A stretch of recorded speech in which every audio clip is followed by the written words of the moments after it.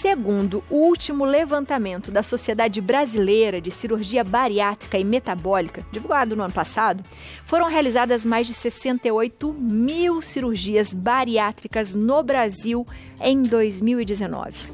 No início da pandemia, as cirurgias bariátricas foram suspensas por serem consideradas eletivas. Elas foram depois reclassificadas de eletivas essenciais e aos poucos foram sendo retomadas. Um dos motivos da mudança é o fato da obesidade ser um fator de risco para a Covid-19.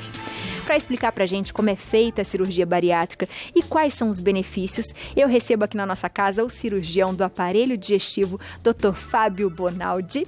E para nos contar como é que deve ser a alimentação, aí a gente vai receber também aqui a nutricionista Marilu Ferrari. Sejam bem-vindos ao nosso Santa Receita.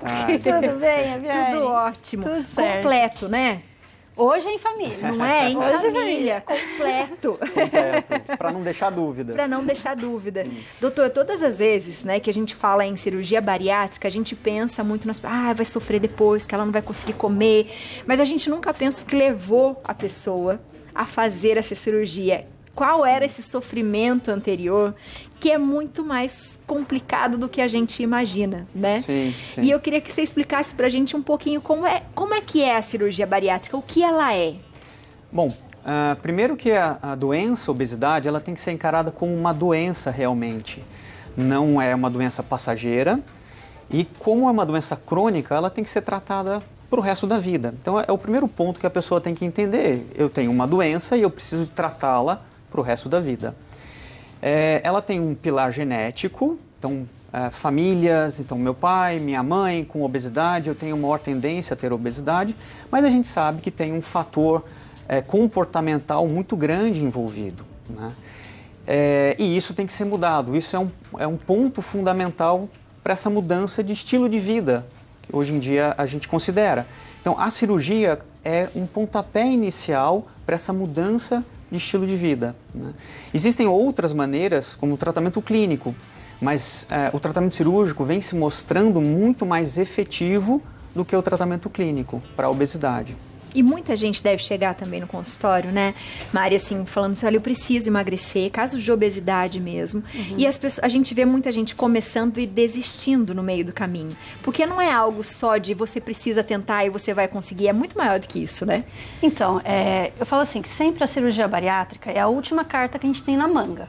Então, ela pode ser usada, mas sempre que já houve, né, toda aquela tentativa de emagrecimento pelo meio clínico, né? Não tem que ser a primeira opção.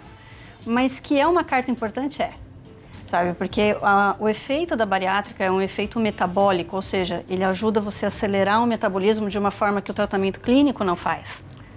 Então, realmente, houve muita falha em tratamento clínico, sempre perco, volto, ou então perco muito pouco em cada tratamento.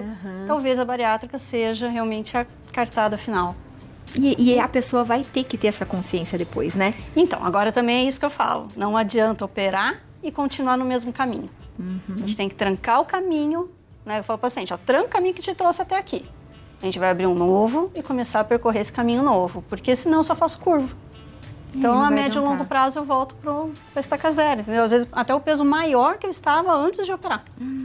Isso é complicado, né, doutor? E a pessoa tem que entender que é para o resto da vida, né? Não é um tratamento por um período só. Então, você tem que adquirir novas atitudes para o resto da vida. Não tem jeito, né? Quem pode fazer?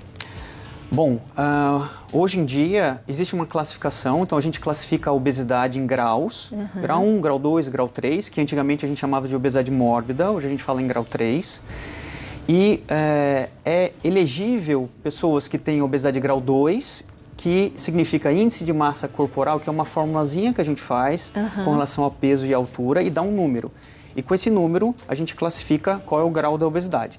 Se for obesidade grau 2 com alguma doença associada, você tem indicação, ou basicamente só a grau 3, então se você já cair na classificação grau 3, você tem indicação direto, não precisa ter nenhuma doença associada à obesidade. As mais frequentes são hipertensão, pressão alta, diabetes, apneia do sono, algum problema cardíaco, né? E o peso é importante quando vai fazer uma cirurgia dessa? Porque algumas pessoas falam, às vezes é interessante a pessoa emagrecer um pouquinho antes, né? Muito, muito. A gente sabe que a perda de peso no pré-operatório é uma das coisas que melhor prepara o paciente para uma cirurgia segura, uma intervenção sem intercorrências. Então, a perda de peso no pré-operatório demonstra muita coisa. Demonstra que o paciente está disposto já a começar essa mudança e demonstra que provavelmente ele vai aderir isso de uma maneira muito melhor e manter isso para o resto da vida.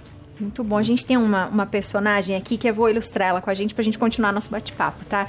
A gente vai agora falar com a Liliane Souza, que ela tem cerca de um tempinho, há uns 3 anos, ela realizou a cirurgia bariátrica, depois de várias tentativas de perder peso. E a gente vai conhecer um pouquinho mais da história dela.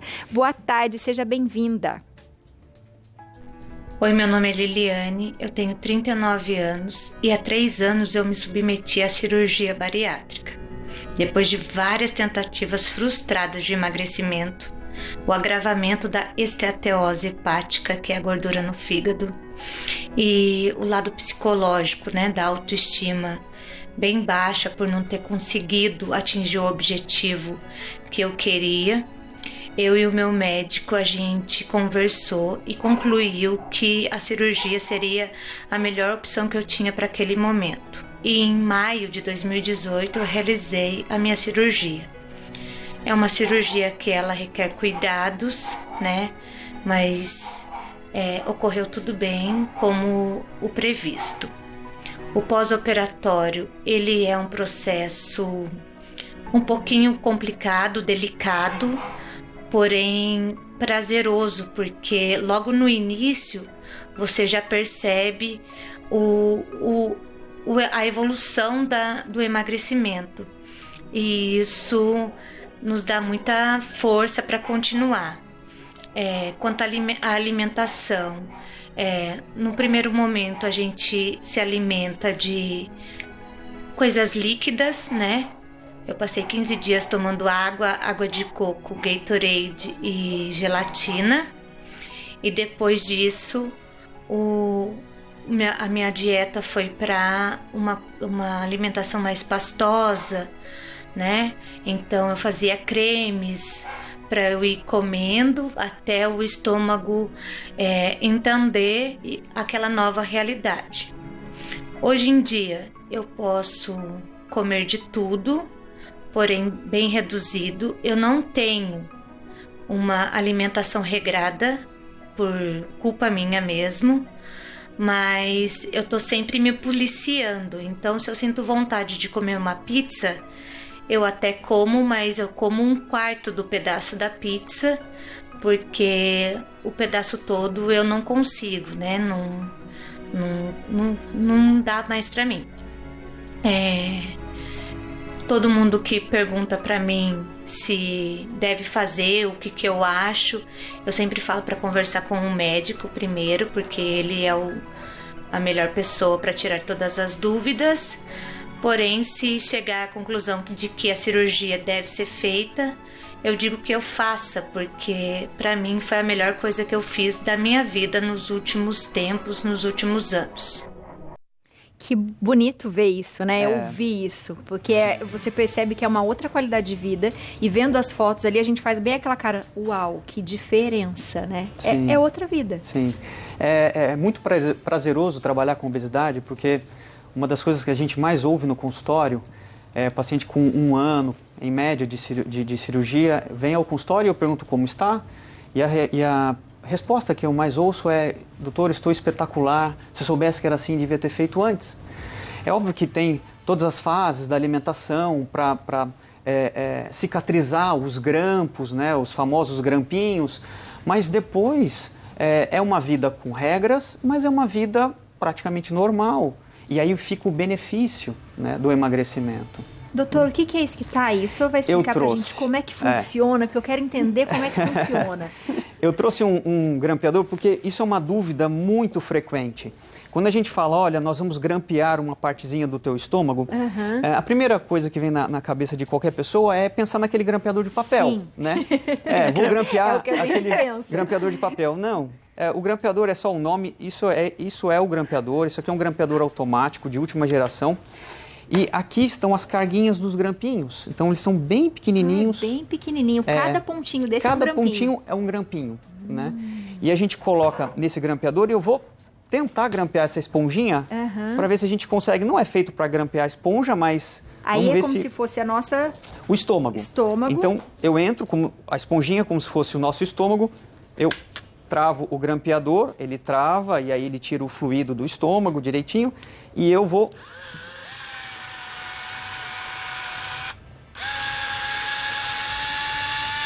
Ele é automático e aí sai com ele, com o estômago, né, com a esponjinha grampeada e cortada.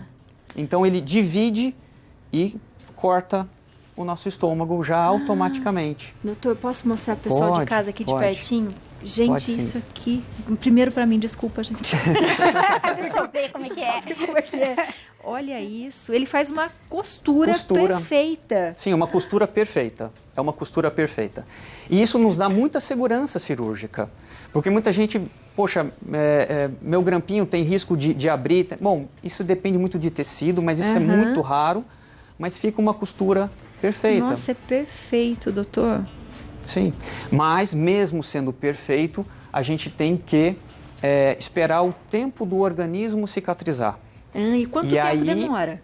E aí que entra as fases alimentares para a cicatrização perfeita desses grampinhos, que em média 30 dias isso aqui está completamente já cicatrizado. E aí, Mari? Aí sou eu. E aí, chega lá na porta do seu consultório. Aí bate lá na minha sala. E como funciona? Assim, esse pós-operatório é muito importante. Então, isso que eu falo muito com os pacientes que vão operar. Todo mundo morre de medo do dia cirúrgico. Gente, o dia cirúrgico vai ter tanto médico em volta de você, né? Tem tanto cuidado, você está num ambiente hospitalar, que tem todo, né, o equipamento necessário. Então, é difícil, né, Fábio, da gente ver algum problema efetivo no dia cirúrgico. Agora, onde a bariátrica requer muita atenção? O pós-operatório, principalmente com a pessoa em casa. Porque esse grampinho fica ótimo, só que ele leva um mês para cicatrizar. E a cirurgia bariátrica feita por vídeo, né, que é onde você só entra com os furinhos ali e faz a cirurgia, com uma semana de operado o paciente já não sente mais nada. E às vezes o paciente fala, opa, tô ótimo, e abusa, e esses grampinhos ainda não cicatrizaram. Então isso tem que ser muito bem feito, por isso que a gente divide em fases. Então vamos lá. Operou. Basicamente 15 dias, dieta líquida. E eu falo dieta líquida sem resíduo. Isso aqui acompanha o paciente, coador de pano. É muito importante passar tudo pelo pano. Porque aí realmente vai sair sem nada de resíduo. Uma peneirinha às vezes ainda pode sair um pouquinho. Pode sair. De repente se faz alguma coisinha, um caldinho, ainda sai. Eu falo, tudo passa no pano. E aí eu sempre peço mesmo para deixar um copo. Copo normal. Isso aqui é uma água de coco, pode ser um isotônico para ir hidratando. Sucos naturais de fruta, chazinho, a gelatina, como ela comentou. E o caldo do cozimento dos legumes.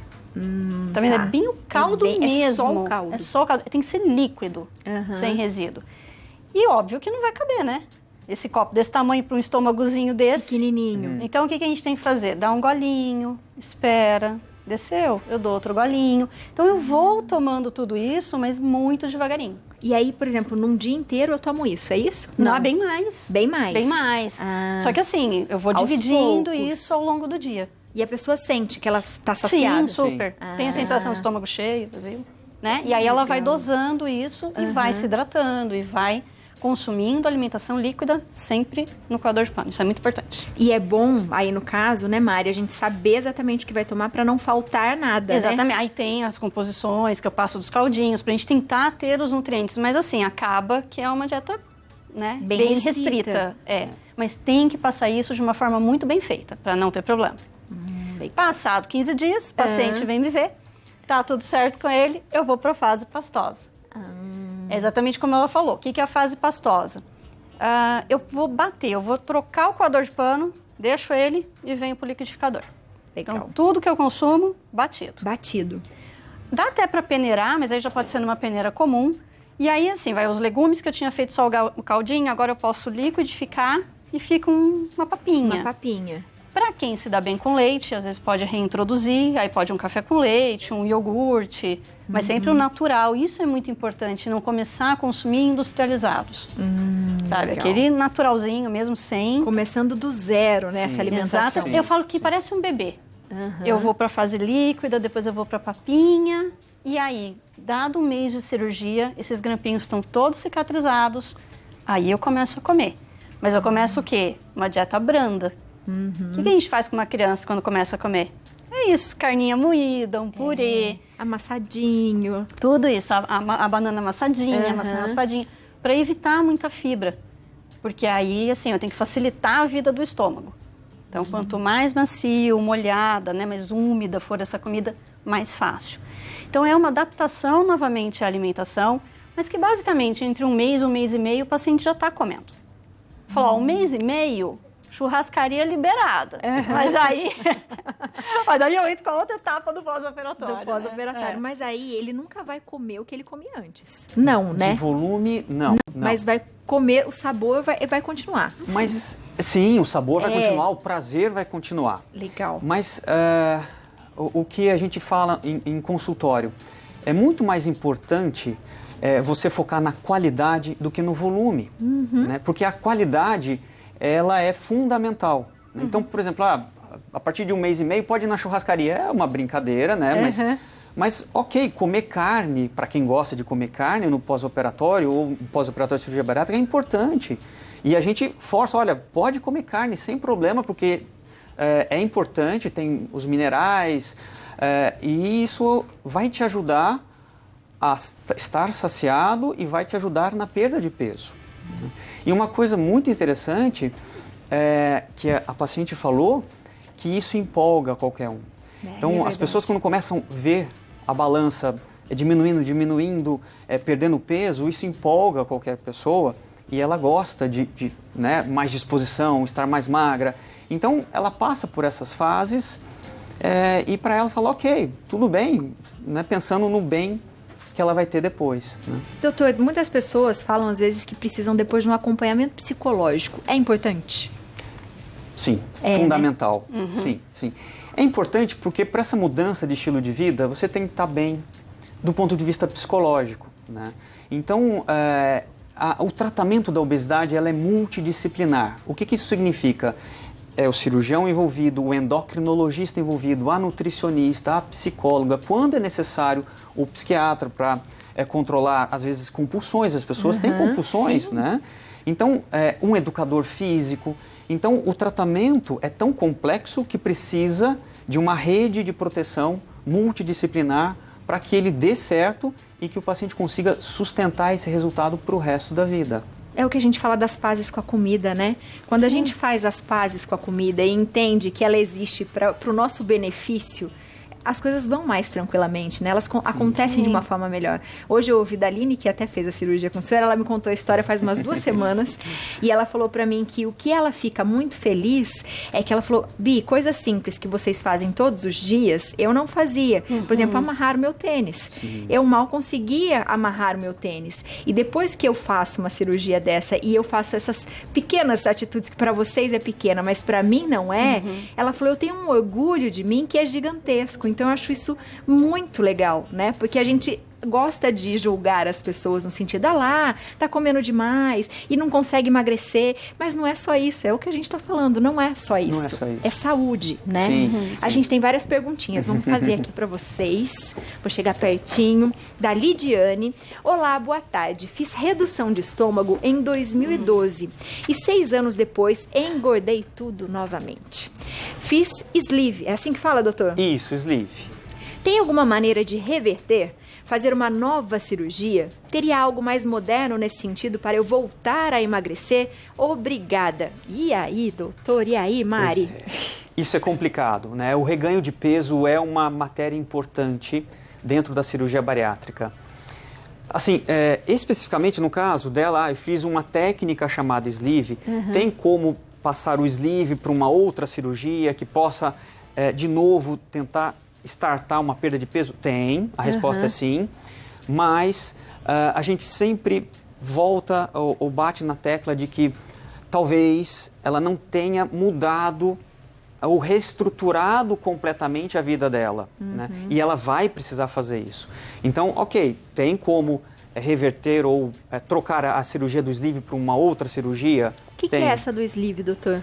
O sleeve é uma cirurgia onde você só mexe no estômago e você transforma o estômago, tem o formato de um feijão grande, no formato de uma banana fina. Tá? Então, como se fosse um feijão grande e eu transformo esse estômago, através desses grampinhos, numa banana fina. Então, eu diminuo bastante o reservatório. Mas é só isso. Tem como você conseguir transformar essa técnica em outra técnica um pouco mais metabólica, que a gente chama, para ajudá-la. Mas eu volto a dizer, se ela não se reestruturar, se ela não mudar padrões, ela falha qualquer técnica cirúrgica. Não tem jeito. Não tem jeito, até porque Mari, ela vai ter que fazer tudo de novo, né? Passar por todo esse período tudo de novo. Sim. Lid, cuida de você, hein? A dona Ariete de Piracicaba, boa tarde, pessoal lindo do Santa Receita. Doutor, fiz a cirurgia de diminuição do estômago e colocaram um anel em 2000. Para minha saúde foi ótimo. O problema é que eu não posso comer carne, nem mesmo moída. E também arroz, mesmo que bem cozido. Poderia tirar esse anel? Qual a consequência da retirada? Obrigada e fiquem com Deus. Um beijo, dona Ariete. E aí, doutor?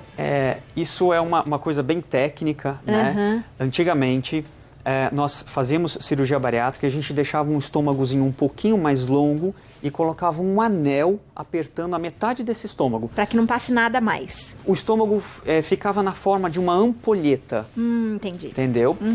Para estreitar bem mesmo. O grande problema é que o anel poderia deslizar no estômago, deixar com bastante intolerâncias à carne, e são coisas importantes na luta contra o peso, né? Basicamente, de 2008 a 2010 para cá, quase todas as equipes de cirurgia bariátrica praticamente abandonaram o anel para tentar melhorar a qualidade de vida alimentar do paciente. Então, é uma cirurgia antiga, né, que ela fez em 2000, que ela tem anel. E sim, a resposta é sim, é possível tirar esse anel. Mas todos os pacientes que me procuram para fazer essa técnica de retirada do anel, a gente volta a enfatizar. Retirou o anel, nós retiramos um freio. Então, temos que tomar mais cuidado no estilo de vida alimentar. Senão, a obesidade está ali. Ela só está esperando a pessoa bobear para ela voltar. E a gente não pode dar essa bobeira. E aí a pessoa tem que mudar de verdade os hábitos, né? É isso que eu falo. Assim, não tem jeito. Não existe nenhum tratamento que te emagreça. Você tem ajudas, dentro das ajudas que a gente pode ter. A bariátrica talvez seja uma das mais eficazes. Mas continua sendo uma ajuda. Então eu preciso muito ter uma mudança realmente de atitude. Nossa, é muito amplo, complexo. né? É complexo. Hoje eu estava falando exatamente isso no começo do programa e tem tudo a ver, que a gente fala que quer tudo para ontem, né? A gente quer sempre a solução de tudo de uma forma rápida. Sim. Mas às vezes a gente quer isso de uma forma tão rápida que a gente não percebe que a gente tem que trabalhar para que o amanhã a gente continue mantendo essa solução. Você não construiu, então não tem como você ter esse resultado. Exato. É uma construção realmente de um caminho novo. E são escolhas, né? Tem escolhas, por exemplo, eu ouvi essa semana da doutora e eu fiquei pensando exatamente isso. Hoje eu não tô muito bem, vou comer um chocolatinho. 2, 3. Naquele momento, aquilo me saciou e me fez muito bem. O resultado vem depois, né? Exatamente. Um peso maior, espinha na cara, mau humor, né? E várias outras coisas. Intestino ruim. E existe a outra escolha. Não, eu não vou comer isso, vou comer outra coisa. E aí, mais tarde, você vai perceber que você tem uma saúde melhor, você tem um corpo que tá trabalhando com você. São escolhas, aí as recompensas a gente tem que ver, né? Sim. É verdade. E a gente saber por que a gente está comendo. Tô comendo porque eu tô com fome, tô comendo por prazer, porque eu fiz algo especial para hoje, né? Eu vou degustar, fazer aquilo com calma, né? Entra o emocional aí. Entra o emocional. Por isso que a psicóloga é tão importante nesse processo, entendeu? Muito bom. Temos aqui do Jackson. Espírito Santo, boa tarde. Tenho 28 anos e sofro de ansiedade e início de depressão com compulsão alimentar. Tenho IMC de 42,6 e tenho medo de fazer a cirurgia e na primeira crise ter uma recaída. O que eu faço? Qual o caminho seguir? Obrigada, Jackson, por ter compartilhado com a gente, viu? E aí, doutor? Bom, Jackson, isso é um quadro muito frequente, muito comum, né? Bom, primeira coisa é se preparar bem para uma intervenção. Eu tenho um IMC de 42,6. Uma cirurgia pode trazer grandes benefícios para uma paciente, homem, jovem, né? Só que o quadro de ansiedade, depressão, ele tem que ser visto como estando no pacote. Então, tem que ser tratado, né? E aí que entra a psicóloga, se for necessário, o psiquiatra, tratando isso em conjunto. O que a gente vê muito frequente a pessoa vai para tratamento cirúrgico, faz a cirurgia, começa a ver os resultados e naturalmente isso melhora. Ele fica um pouco menos ansioso, tem períodos ou episódios de compulsão menos frequentes, porque ele está gostando do resultado, ele está mudando de vida, ele está indo numa atividade física, ele está escolhendo melhores os alimentos. Então, naturalmente, a gente sabe que isso já melhora. Mas é fundamental o acompanhamento com profissionais, psicólogos e psiquiatras, quando necessário. Mas eu aconselho ele pensar sim, porque pode ser um divisor de águas na vida dele. E existe risco, doutor? Como toda cirurgia, sim. Sim. Mas como é? É o que eu falo para todos os pacientes que têm problema com obesidade. Se a gente colocar numa balança o que pesa mais contra a saúde, permanecer com obesidade é muito mais pesado do que enfrentar uns riscos ou o risco de uma cirurgia que hoje é feita por furinhos, videolaparoscopia, 2 dias de internação, uma segurança da linha de grampeamento que a gente tem muito bem. Então, existe risco, é óbvio, para tudo existe risco. Mas ficar com a obesidade e envelhecer com a obesidade é muito mais arriscado, né? E quando você faz um bom preparo, estando tudo certo, o risco é bem pequeno. Então, compensa? Sim. A resposta é, na imensa maioria das vezes, sim. Sim. Até porque tem alimentos que também faz que a gente fique mais ansioso, né? Então, se ele já está acostumado com isso, de repente, você entra num ciclo. A gente tem mais um aqui. Olha, o Edivaldo, Guaratinguetá, São Paulo. Boa tarde, eu fiz cirurgia bariátrica há 5 anos. Encontrei uma nova vida. Edivaldo, que demais. Olha, doutor. Espetacular, né? Nossa, esse é o resultado que a gente vê quase que diariamente em consultório, né? Então, por isso que somos tão empolgados com o tratamento, porque é uma mudança na vida, né? É um divisor de águas realmente na vida de uma pessoa, e como tem que ser. E o que é bonito é que as pessoas começam a se mostrar e a se ver, não é? Porque quando a gente está, às vezes, fora de forma, ou quando a gente não está bem, a gente sempre se esconde. Sim. Né? Sim. E quando a gente está bem, a gente quer mostrar para as pessoas, olha como eu fiquei, como eu estou e como eu sou. Então, acho que além da saúde, é muito maior o que vocês fazem, né? Porque trabalha com a cabeça. Autoestima, e quando a gente está bem, nossa, é maravilhoso. É muito bom. É muito bom. Esse retorno dos pacientes pra gente é a melhor parte. Né? A gente vê que você mudou a vida de uma pessoa, ajudou ela a mudar, né? E o que ela tem de retorno disso é muito bom. Então, a gente fica feliz junto com eles, que é muito legal. É muito bonito isso, viu? Eu adorei. Nossa, muito legal a pauta. Eu acho que a gente tem que falar mais sobre esses assuntos em família, viu? Em família. Porque é muito bom mesmo a gente saber, e eu acho que a gente caminha para isso, né? Para sempre melhorar a nossa saúde. A gente tem visto o quanto isso é importante, o quanto o cuidado é importante e o quanto a obesidade tem feito as pessoas ficarem cada vez mais doentes, como é o caso que a gente está tendo agora também, que é um sinal para o Covid, Do né? Covid, Sim. Ai, um beijo pra vocês. Obrigada. Sejam bem-vindos sempre à nossa casa, viu? Obrigada, boa tarde. E ó, aproveita você de casa, entra aí no Instagram, @Clínica Bonaldi, que é linda, viu? Passo lá todas as tardes agora, lá na frente, muito linda. Então aproveita, segue lá e faz pergunta pro doutor, pra doutora, pra você tirar as suas dúvidas, viu? Muito bom. Aproveita, usa seu celular pra isso, manda no WhatsApp pra eles, entra lá no Instagram. Beijo.